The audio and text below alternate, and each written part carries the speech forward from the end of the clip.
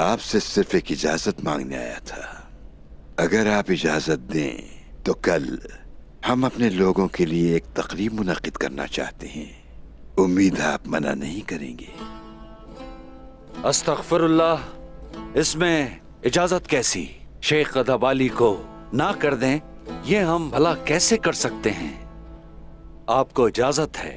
मैं चाहूंगा कि वजीर आलम शाह आप हमारे साथ रहें जब तक हमारे जवान अपने हुनर में महारत ना पाले।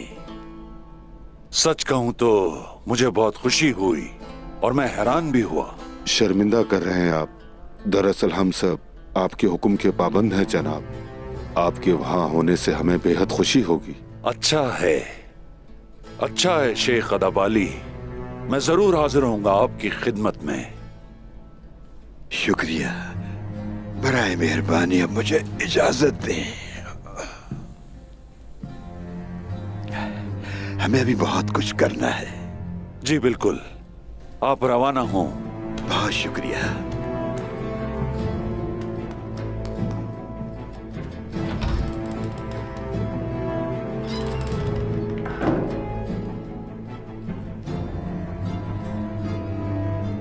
शेख गदाबाली एक खतरनाक आदमी है कोनूर।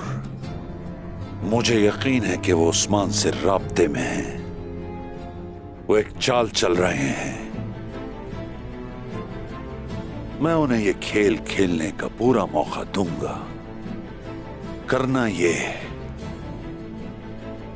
कि कल जब मैं उनके साथ होऊंगा तो मोहतात रहना।